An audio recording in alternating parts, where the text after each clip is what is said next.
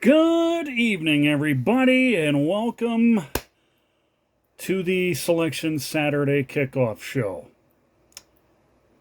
Championship Edition. Yes, indeed.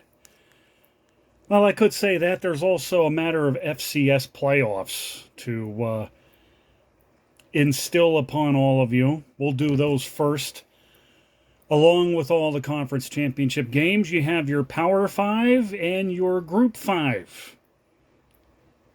You can distinguish those games however you see fit. Before we dive into the madness of Championship Saturday, I believe, a couple of announcements. First off, earlier today, it was announced the very first bowl game has been officially set. December 23rd, for all of you nocturnals wishing to stay up into the midnight hour. Bowl season after dark. The Hawaii Bowl, featuring Coastal Carolina of the Sun Belt, and perhaps one of the biggest stories of college football, not named Georgia, not named Michigan, not named anybody in the top 5, or top 10, or top 25 for that matter. No, I'm talking about San Jose State. Yes, the same San Jose State who went from 1-5 to 7-5. And they have been rewarded and awarded all at once for a trip to Hawaii.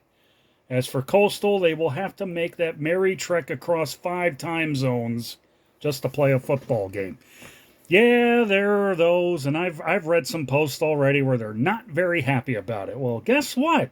The team is. They're going to enjoy getting away from home in some nice weather, I would think. And besides, Coastal, they can play with anybody. That's been proven. So quit your yapping. Don't make me pick San Jose State, because I will. I just can't do it yet. And that also means I may have to put the helmets up early if more announcements are coming. So there is that. Coastal Carolina and San Jose State will get it on the eve of Christmas, December 23rd. ESPN will have it for you 10:30 Eastern Time.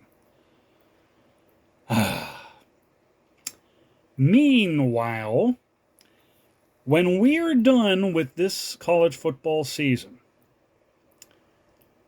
the Selection Saturday Kickoff Show will undergo a name change, and I'm going to announce it for you right here tonight. Because given all of the stuff that we've done this year, where everything had to be done on the fly, it only makes sense that we just take the Saturday out of the madness and call it for what it is. The College Football Selection Show.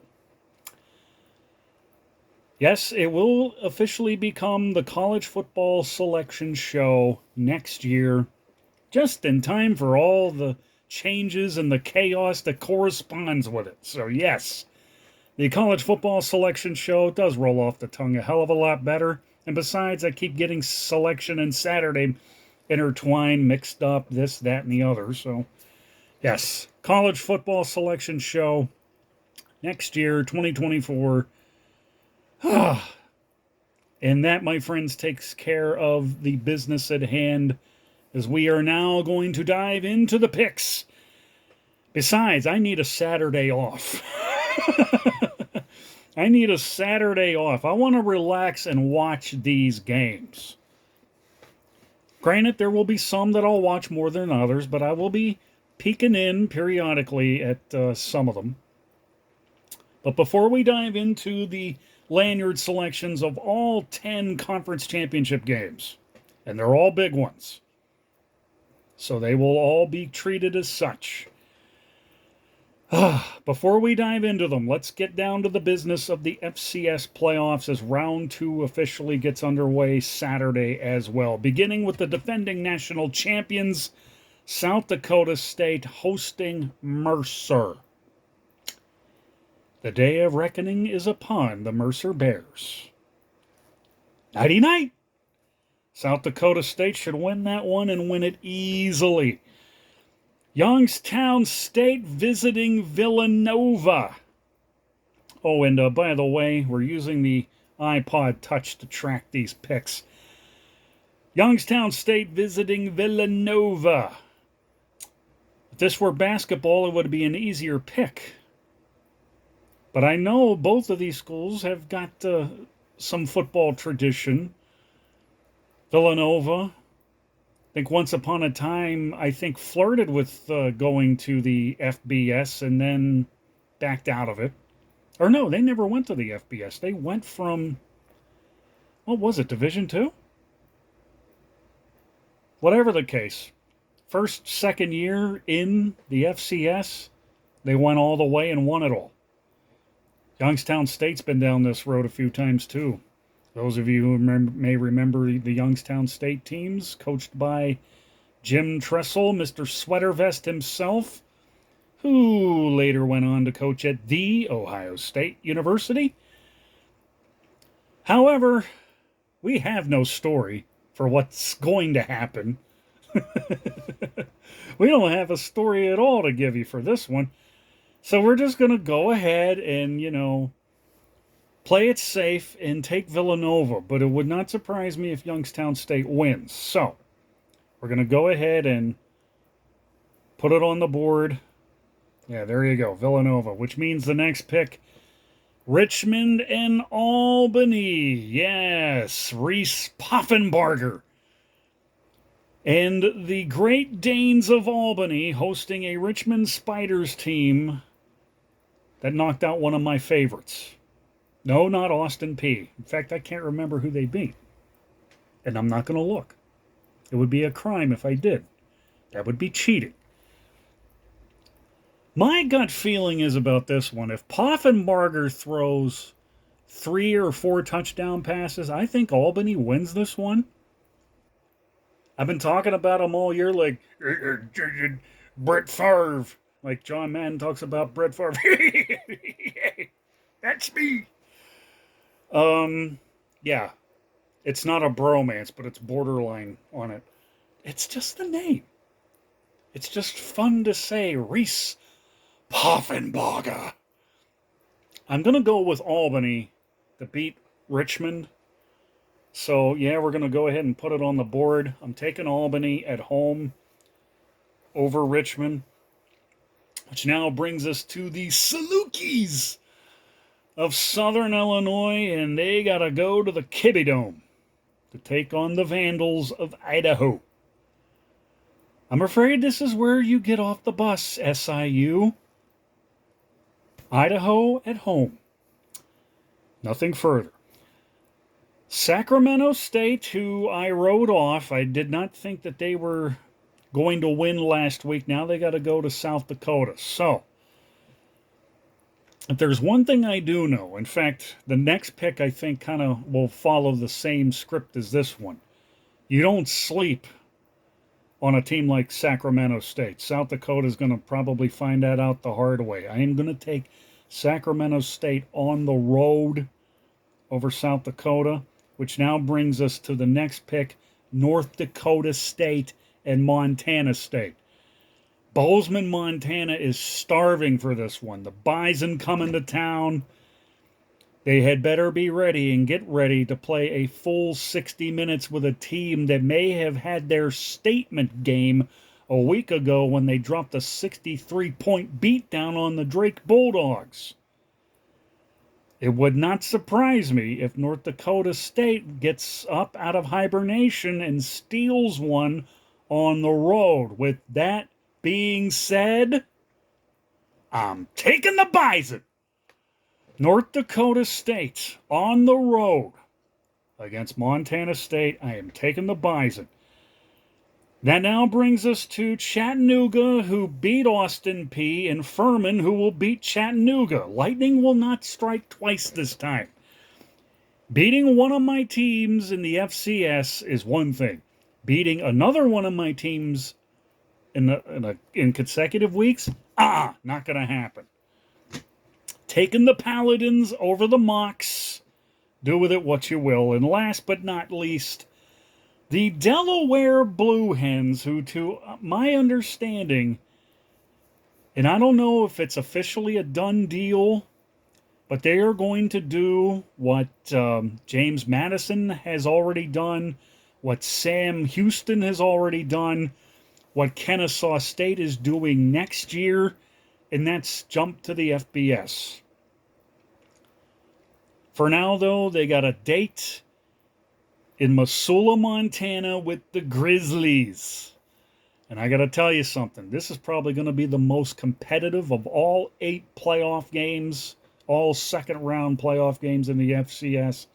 I tell you what, Delaware, just because of the fact that they have, basically, you know what? I don't know. Did Jim Harbaugh steal the idea for... No. We're not going to go there. I'm taking Montana. I'm taking Montana to beat Delaware. So there you have it.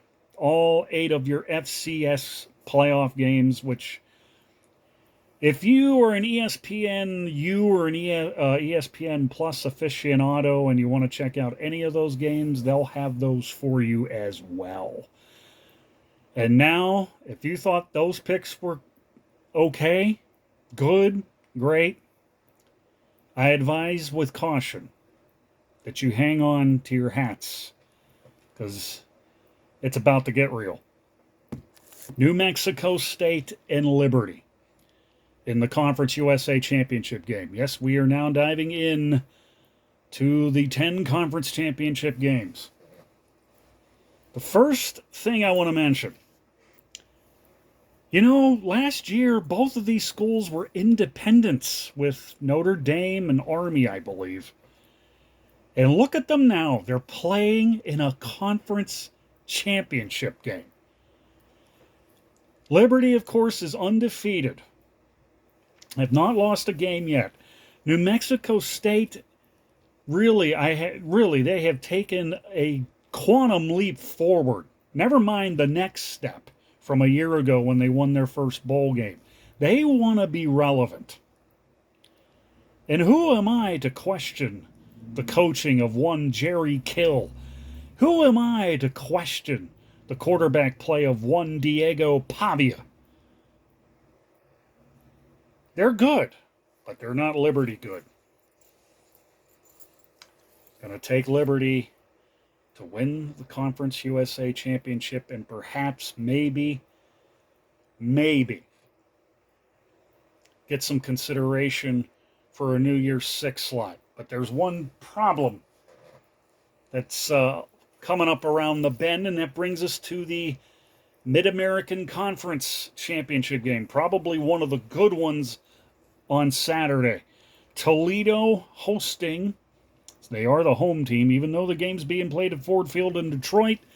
You got Toledo hosting Miami of Ohio. It should be a great one, especially when you consider that Miami's got Gabbert at quarterback, Brett Gabbert, and I wish I could remember the kicker's name, but he's only missed a total of, wait for it, 1 extra point all year. I don't know how many extra points he's made, but I do know, I think it's 33 or 34 or something like that. I could be wrong. But didn't miss a single field goal all year. And while those numbers might be good at those positions where scoring is key, imperative, paramount, I'm not making up words. I'm just shooting from the hip, folks. Shooting from the hip. Miami of Ohio, for as good as they've been, I don't think they're Toledo good. Taking the Rockets over the Red Hawks in Detroit for the... Shoot, I forgot to... got to jot these down here. Okay, there we go. So now we dive into the bigger games. Big 12. Texas. Oklahoma State. Did I advise with caution or did I advise with caution? Things are going to get interesting here. I am not And I would like to see someone try to mathematically figure out who my college football playoff teams would be, just basing it on the picks that I've made tonight. If somebody can do that for me, I would appreciate that. But anyway, Texas and Oklahoma State. Texas, obviously, the heavy favorite in this one, and rightfully so. But I am reminded of what happened 2 years ago. Oklahoma State falling 1 yard short of going to the Sugar Bowl, I believe. Excuse me. Hiccuped. They fell 1 yard short going to the Sugar Bowl, where Baylor ended up and ultimately can't remember what happened. Oh, did they play Ole Miss or was it somebody else? I think it was Ole Miss. And then Oklahoma State in turn ended up, I believe, in the Fiesta Bowl and they played Notre Dame. I think that loss still kind of stings Mike Gundy a little bit. That gospel has to be preached. If Oklahoma State is to have a chance in this game, first off, you have to preach that gospel. And Gundy will. I wish I remembered his age because, yeah, I'll go ahead and say, I'm a man. And then you let Ollie Gordon loose for as many touches as you give him. You turn him loose. Those bum steers from Texas won't be the only things running around down there in Jerry World Saturday afternoon. No, there are some cowboys in town that have their own ideas. And they're going to steal one on Texas. There you go. That's one. So we go ahead and put it on the board. We're going to go ahead and move on to the Mountain West. Boise State and UNLV. A great story this year with UNLV, a 10-2 record. I'm sure they're the favorites. And what I find interesting about this game is that this game will come merely hours, not even a full day after the Pac-12 title game. Las Vegas is... How much more good can a big city like Las Vegas do? First you have the Pac-12 title game, and then several hours later, you open the gates 2 hours before game time, and you bring in the Mountain West contingent of fans with UNLV, since they are the home team, playing basically in their own backyard. And a Boise State team, when I saw them in their last home game, I saw a fire erupt. I think a lot of that has to do with their interim coach when Andy Avalos got the heave-ho. Boise State looks like a far more different team now than they were back in September. They're hungry. And I'm not sure, but I think they're going to steal one down there in Vegas. So I'm taking Boise State over UNLV in the Mountain West. Which now brings us to the American Athletics. So far, I've taken what I'm guessing are two underdogs. So now we have SMU and Tulane. I have completely, this has been well documented, I have been completely wrong about SMU. I didn't think they would be in the conversation at all for anything, let alone a conference championship game. But here they are. And they just signed their head coach to a contract extension just not long ago. This team, 10-2, they look hungry. And as much as I like Tulane under normal circumstances, I'm riding with the Stangs. I am going with SMU on the road. And oh, by the way, none of these picks are going to be included in all the regular season ones. These are separate from the regular season. And besides, I haven't tabulated all the regular season numbers yet. So, SMU over Tulane, which now brings us to the Sun Belt Championship between Appalachian State and Troy. Considering how many underdogs I picked already, you'd think, Brandon likes Appalachian State, doesn't he? Not this time. I'm taking Troy. But if Appalachian State wins, I'm going to be the one with the egg on my face. So we're going to take Troy.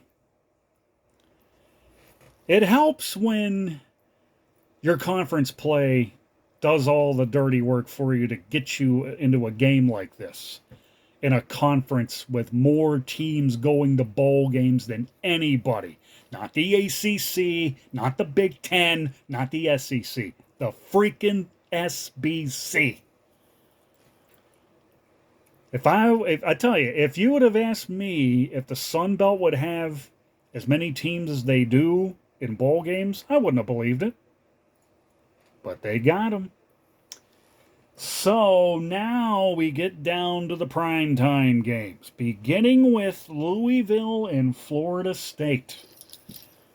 Woo!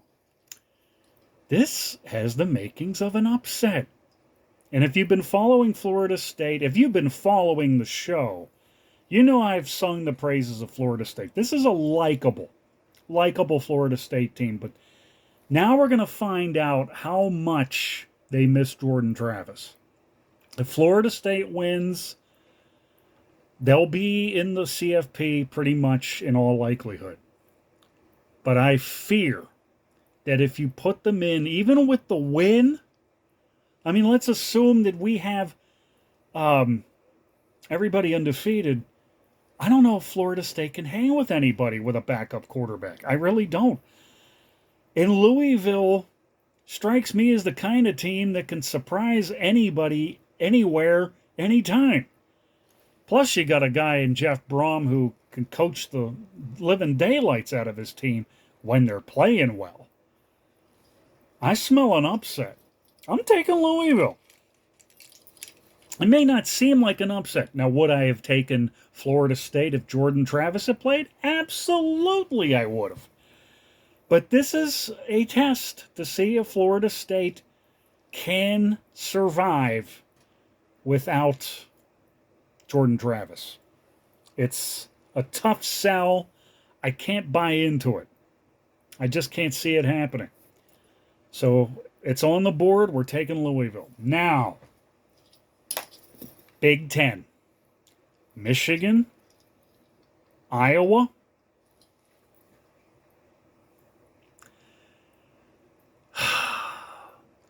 I'm aware of the fact that Michigan is favored by more than 3 touchdowns. They will not cover in this game. If they do, then maybe Michigan is the team to beat in the college football playoff. Maybe they are.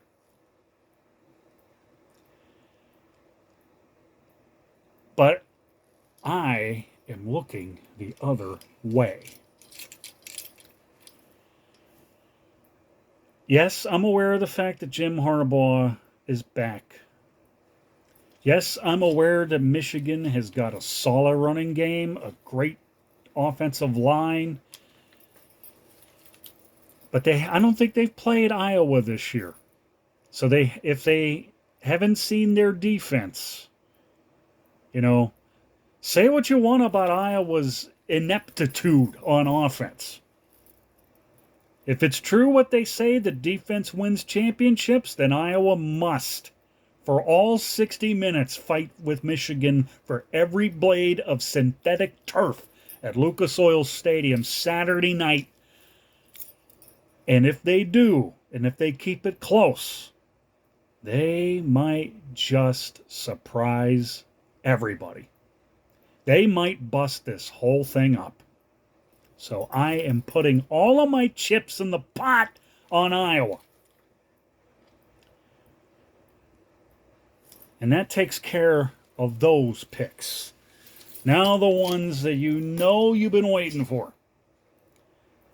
SEC Championship. Georgia, Alabama.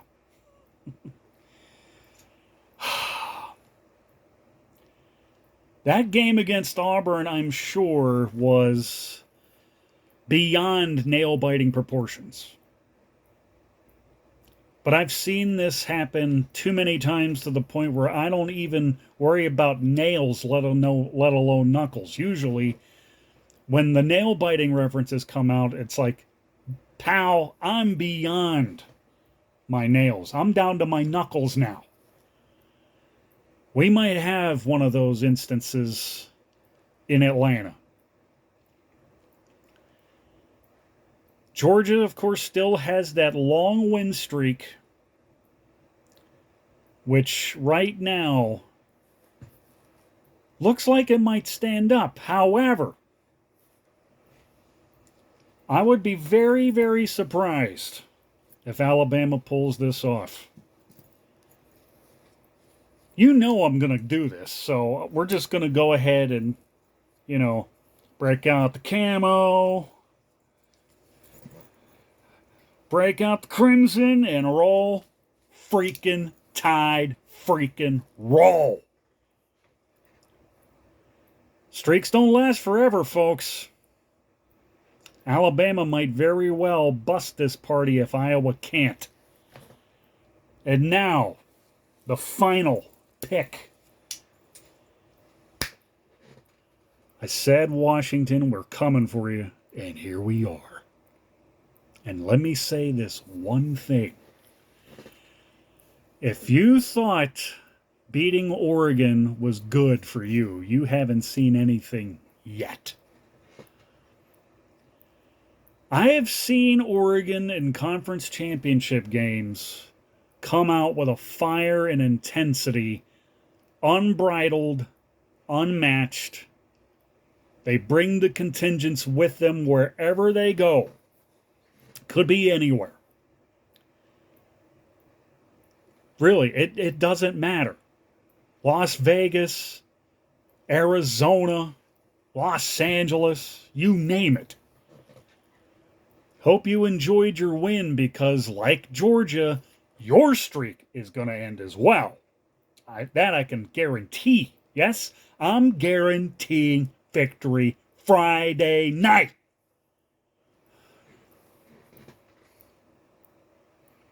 I'm smelling it. There's blood in the water, and I'm smelling it. I'm a shark in a freaking feeding frenzy. Let's go ahead and put the lanyards on now. And in the grand tradition of former Boston Bruins legendary anthem singer Renee Rancourt, allow me to do this bit of business. I got one. I got two. I got three, and I put them on wrong, but it makes no difference. I got three of them on here. One fist pump. Mm-hmm. Two fist pumps. Mm-hmm. Three fist pumps. Mm-hmm. Okay, I completely did it wrong, but God bless you, Renee Rancourt. You taught me some things. Incidentally, I think I screwed this up just to remind myself that there is a reason why I broke out these lanyards specifically. For two of the three, for two reasons. Number one, if everything goes right and if the college football playoff has everything set up right, or Oregon could go to the Rose Bowl, yes, we have both the last Rose Bowl game when they played Wisconsin. That was the Justin Herbert game, as I'm sure a good many of you might remember, where every blade of grass was fought for that day. It was tightly contested. And every time, now that they're playing in the Big Ten Conference, it pleases me greatly to know that Wisconsin is a team I definitely respect. Because they always play Oregon tough. It's just that Oregon wins every time. Well, just in the 2 Rose Bowls, that is. And of course, the Rose Bowl champions from that game, 28-27. Yeah, we broke those ones out. Because 2 birds have to get killed with 1 stone in beating Washington. To go to the Rose Bowl and to play in the college football playoff. I want for that to happen. I don't know if it will. But hey, beggars can't be choosers. But I'm not begging. I'm not pleading. But I'd want it. So there you have it, folks. All of your conference championship game picks. All of your BCS playoff picks. And that will do it. For this edition, this championship edition of the Selection Saturday Kickoff Show, we hope you enjoy the games. I certainly will. But come Sunday, the fun begins when the bowls are announced. So until Saturday and Sunday, this is BR signing off for the Selection Saturday Kickoff Show. Enjoy the games out there. Good night.